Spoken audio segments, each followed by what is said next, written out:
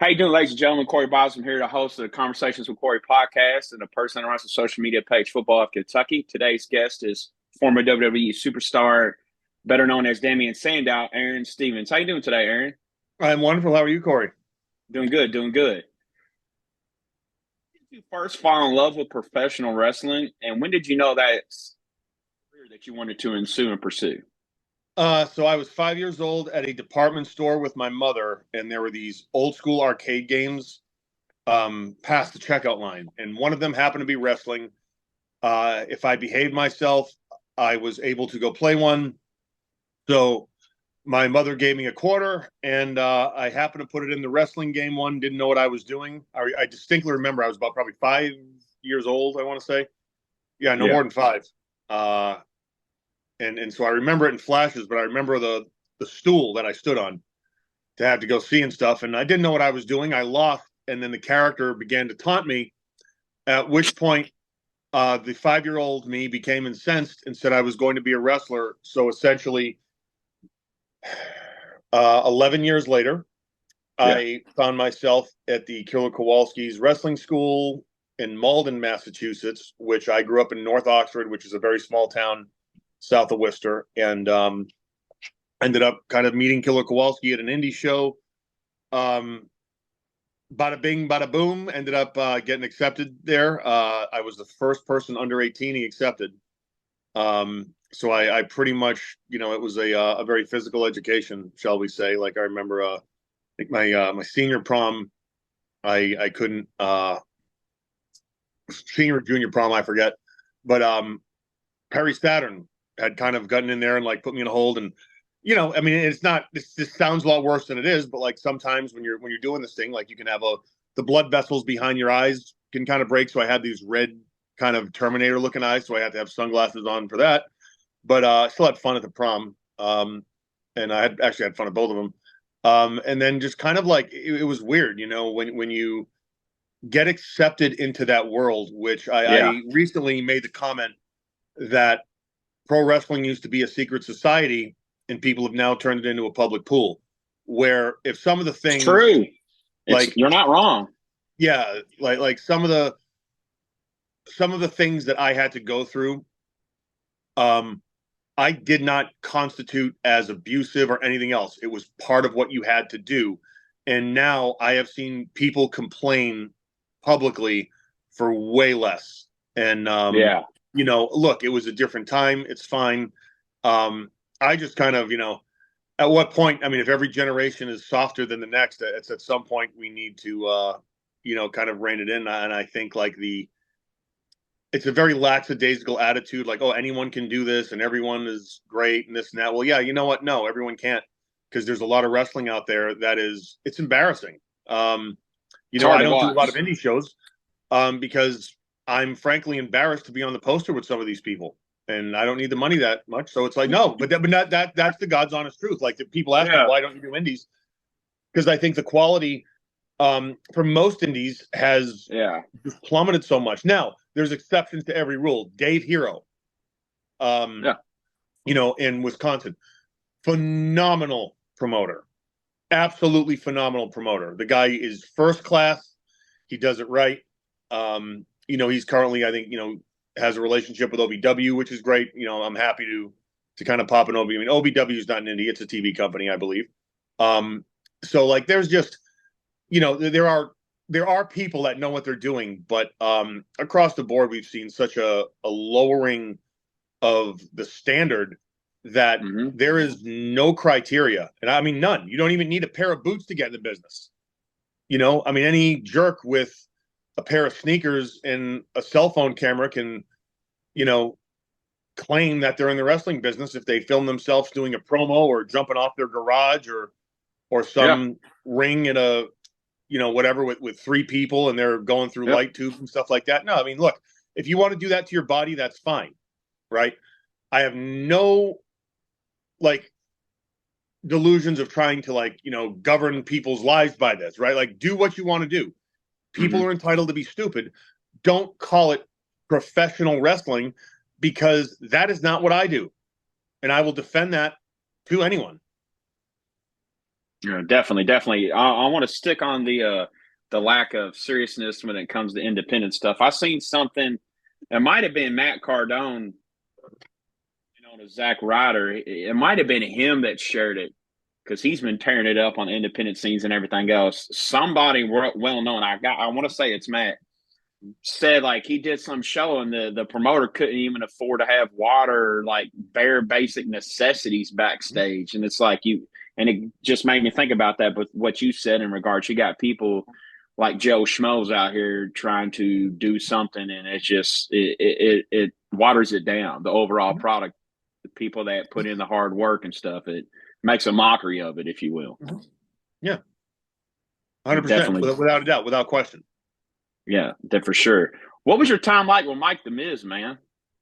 A lot of fun, a lot of fun. Him and I, we were always friends in OVW, and just again, very much we have the same mindset. So when it was time to kind of like do some business in WWE, it was just very much like, okay, this is the game plan, and let's rock. And he was extremely giving to me.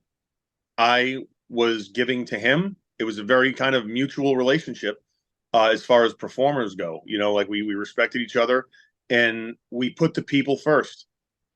Truly, we truly put the people first, and I think that's why you see Miz, has had the career he's had, because he knows what the industry is. Definitely, definitely, definitely. Now, I did some more researching on you. You got into Shakespearean acting or Shakespearean classes or something. Is that correct?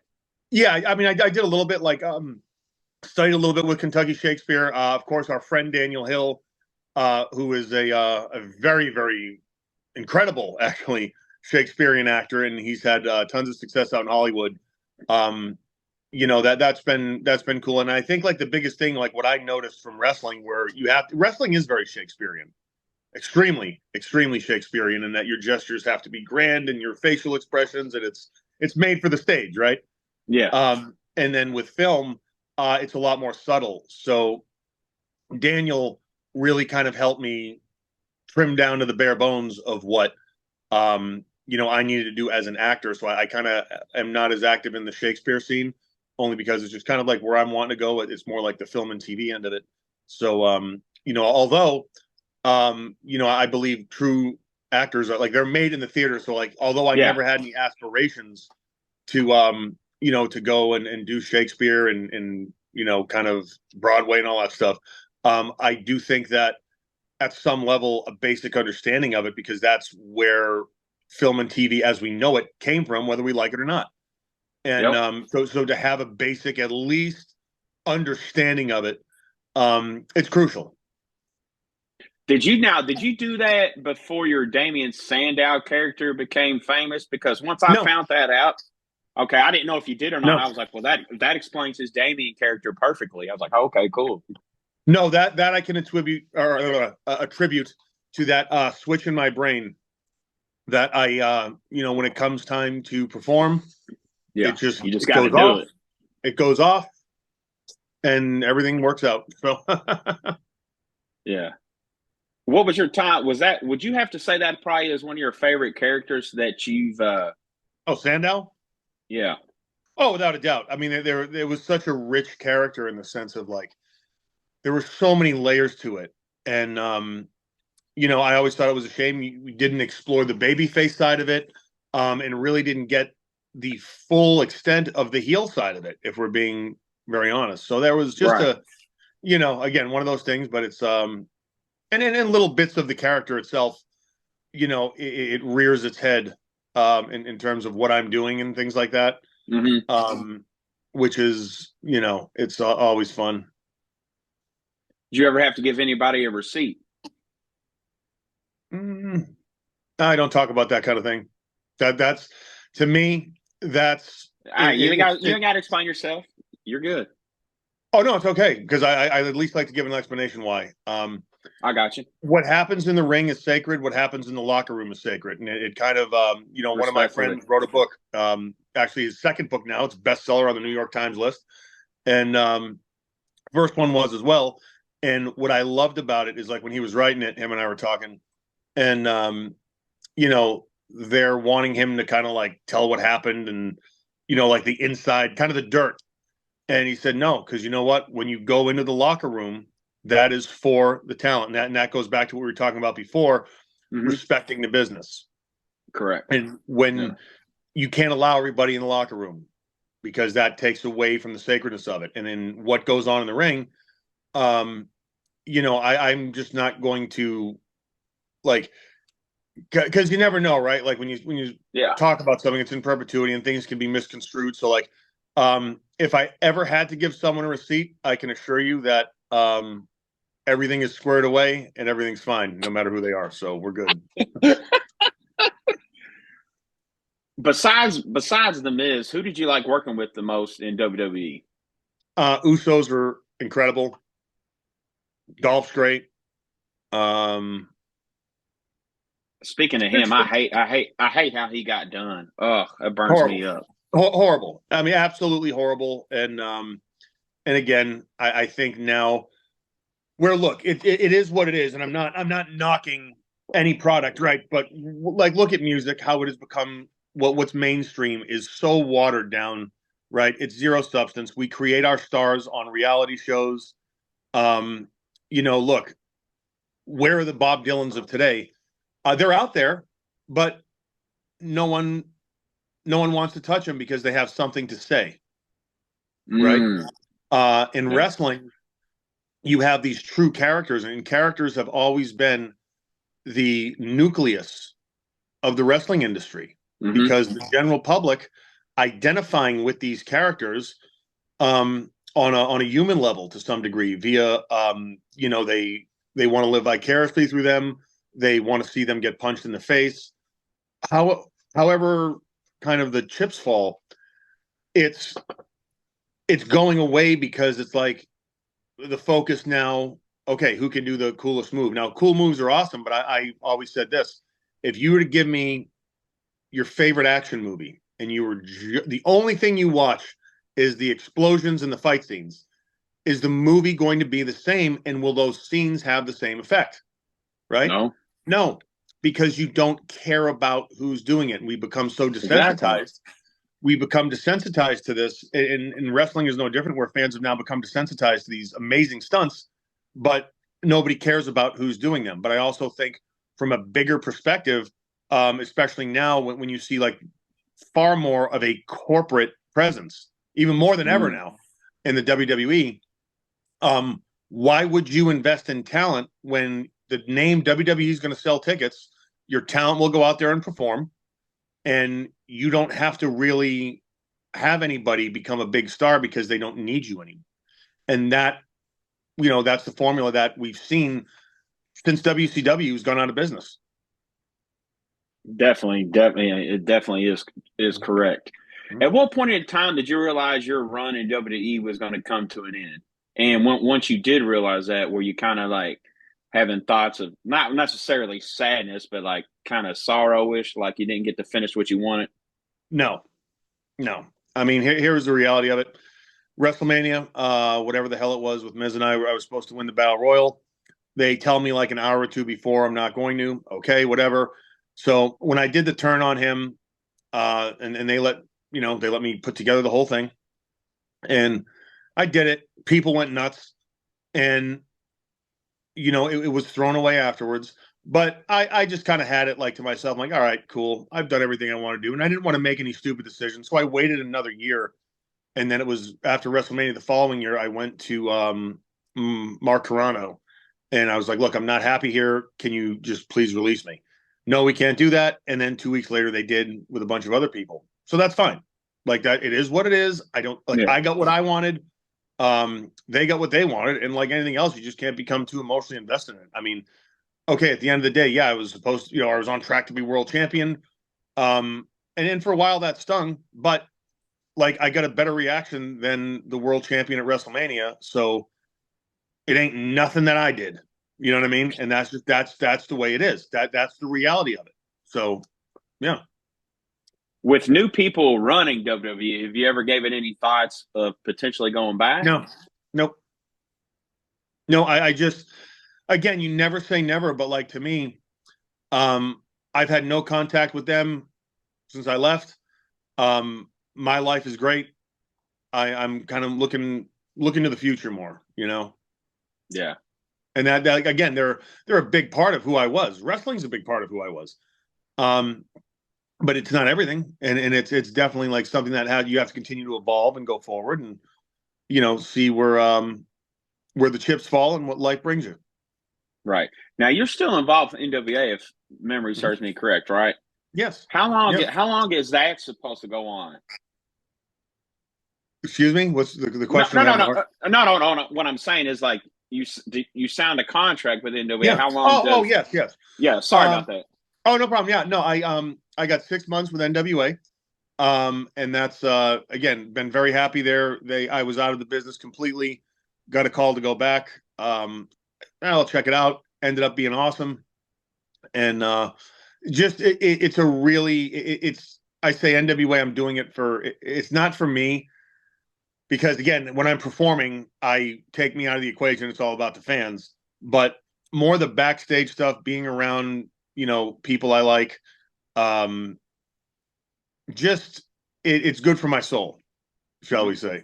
And again, I love just I say the unpredictability, but it's really like when here's the bottom line: when I'm getting on a plane to go to work at NWA, I'm smiling, right? And when I'm at work, I'm smiling, Right. and that is everything, right?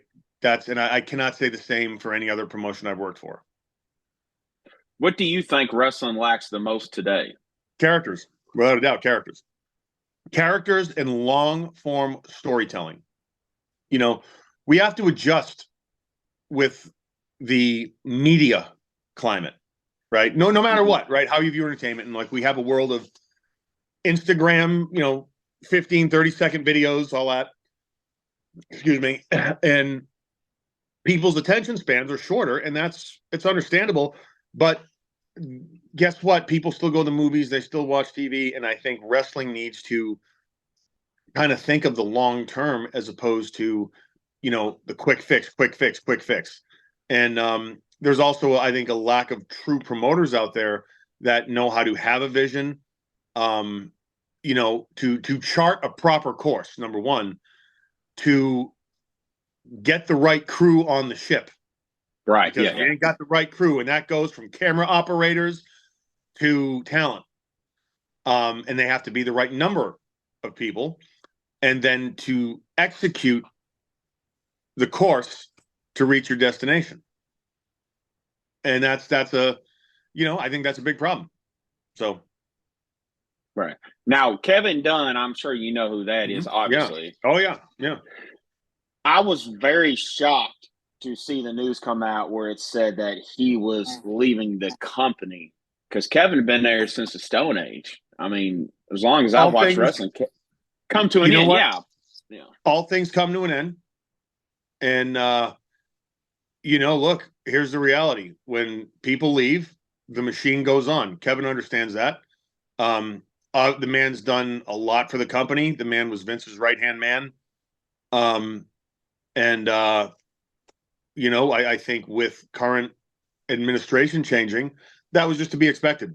So, Yeah. look, I'm not going to bow down to anybody. Oh, it's so sad. No, I mean, the man had a paycheck for a long time, had a very good paycheck for a long time. Good. Now Very go good. live Yeah. wherever you want to live, enjoy your retirement, or go do something else. Who cares? That's and I have nothing against Kevin, but it's like, that's just the way it is, right? Like there's in business, there has to be a coldness, right? Like when into your earlier question, like when I left WWE, there wasn't sad or anything like that. No, it was just like, okay, this is it. Move on. Like I don't get emotional over that anymore. When I was a kid, I did. When I was younger, I did. But now, no, it is what it is. I think Kevin will be just fine. Oh, yeah, for sure. It's just like he's been so monumental in a lot of the success of the company. It's just Yeah, crazy when people like that leave. yeah. But look at the product the last 10 years. Again, globally, Yeah. globally, and again, all that matters is numbers. Fine, the WWE name is selling, but in terms of quality, look, McDonald's hamburgers. I'm sure those things tasted better when there was 1 or 2 stores, right? Yeah. Yeah. Now they're everywhere. The numbers are great, and their food sucks. I mean, that's just my opinion, but like what I'm saying, the quality of it, the pickles get thinner and the ketchup is just not on point, whatever, right? But no, that's it, right? That's the name of the game. That's kind of how, in my opinion, how I've always viewed it. I get what you're saying. It's kind of like from the mindset of quality over quantity, and then in return, when you get a lot of success, some people reverse that and go quantity over quality, which at the end result is not the right way to do it. Is what it is, But again, everyone's playing with different chips. Everyone has their own board, really. So like you gotta just go with the flow, as they say, and do the best you can.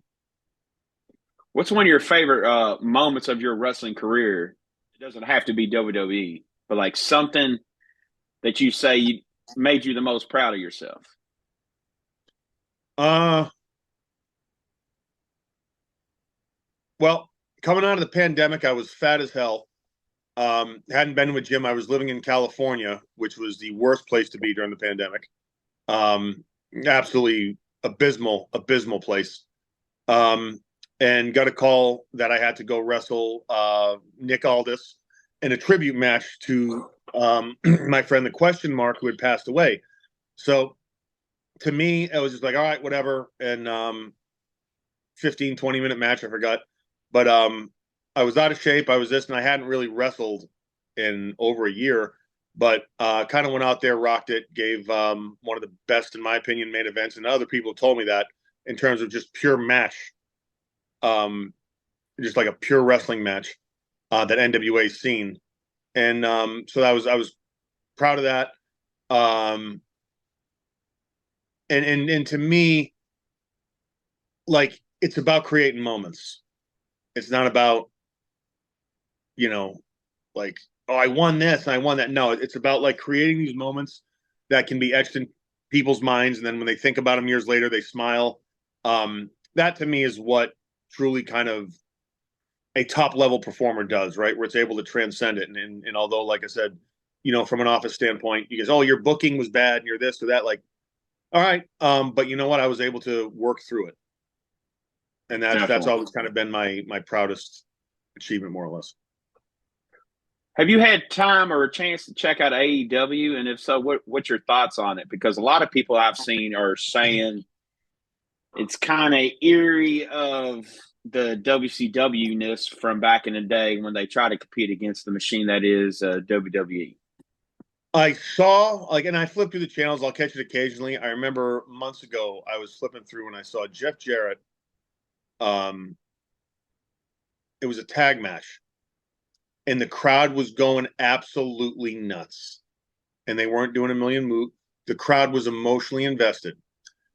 And then I was like, oh, wow, this is great. Then the match later, people went out there and completely, disregarded anything that was done before them, tried to do their own thing. And that's fine. And that's why here's also the reality, right? You're going to see a lot more flashes in the pan. There are people that, oh my God, these guys are great stars. They're big stars. They're big. No, they're not. Because when you take their moves away, when you take their inability to connect with an audience, and you take a complete set of, abhorrent promo skills, just because they're acrobats, that doesn't make them stars. They're stuntmen and women. That's it. That is, and I don't mean to sound harsh, but that's my opinion. And I'm not going to name names, but just watch the product and see how people react to people.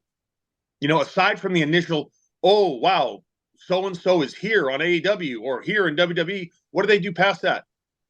What do they do to stand out? Nothing.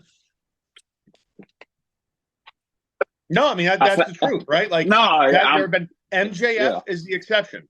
Wardlow was doing incredible. And, I think it's certainly no fault of his because he simply wasn't being used. Yeah, I was kind of. He was somebody I was a fan of, and MJF doing wonderful, right? He's been able to.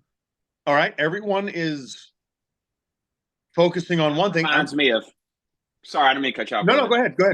I was going to say MJF reminds me of a young Miz as far as Yeah, yeah, his ability to be so quick witted when it comes to yeah, performance and mic work. yeah, And I think I know some of those guys that you're talking about. I watch it. yeah. Very It's hard. interesting. It's hard for me to watch that specific product anymore, Mhm. given the lack of overall care. Like you can just tell, like it's just Jimmy's and Joe's, and Joe runs the Jimmy's. It's just Yeah, bad overall. It's horrible. it's again, well, the product speaks for itself. And that's whatever product we're talking about. Yeah, definitely, Well, definitely. good, bad, or indifferent, right? What advice could you give to whether it be a male or female wrestler that's getting into the business, given how long you've been involved and what you've been able to see and do? What would you give advice wise to them? I mean, females. I don't, like I said, I don't treat females any different than males.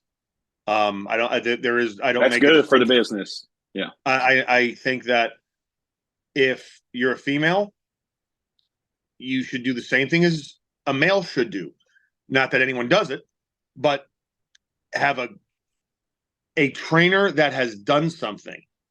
If someone has a wrestling school and you are not able to Google their name and like they don't have a Wikipedia page, right? I'll start there. Um, and on that Wikipedia page, if they have not, and you look them up, if they have not made money for a major company and done this for a living, big difference. When you wrestle for a living, it is not the same as being a weekend warrior and just teaching people how to bump and breaking them in. Sorry. If wrestling has never been your primary source of income, there is only so much you are able to teach people. Now, if you can't afford to move and XYZ and someone has a school and there are testimonials of people who have made money saying, hey, I support this person, maybe check them out, right? Yeah. And it would be worth doing. If you've never heard of the person and they just run a bunch of independent shows, they're not worth training because if you learn, like, you're not going, or most likely you will not get the right information. And why would you want to pay money to do that? So Yeah. again, find a reputable trainer is the only thing I can say. Now, I recently seen you on Fox News. Talk us through that. What your dealings with that? Is that something that's going to be reoccurring? Oh yeah, that was a lot of fun. So again, dear friend of mine, Tyrus, we've been friends for a long time.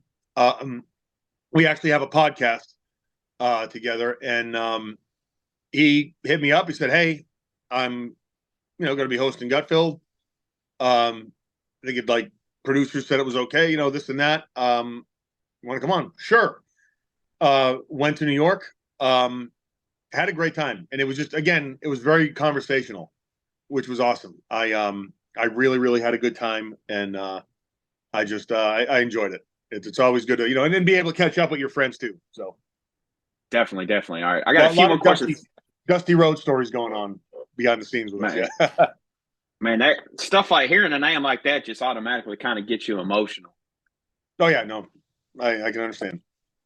Yeah, I got a few more questions for you Mhm. before we end this. I know you're busy, so I don't want to keep you too long. Mhm.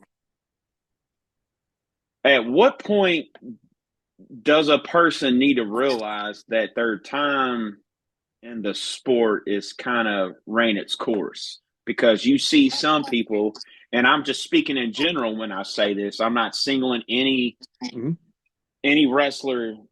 out specifically. I'm just saying this in general. Like, at what point do you think a person needs to realize that their time's up, that it's ran its course, if that makes sense? I would say like if you can have an honest conversation with yourself in front of the mirror. So obviously, what do you look like, and what are the people buying? Mm. You know, uh, that would be the best way. But in a business full of a lot of delusional people, I think you have to just, like Rip Rogers had a saying, and I'm paraphrasing it, but you never quit the business just quits booking you. Um, that's a good way to tell, and I think the key is not to hang on to it, like because I'm the type of person that when I am done with something, I'm done, and it takes a lot for me to get there, but I'm the same way, like I said, with relationships, with a lot, right? Like when you reach a certain point, and there is essentially, I don't want to say there's no chance of any kind of hope or amendment in any way.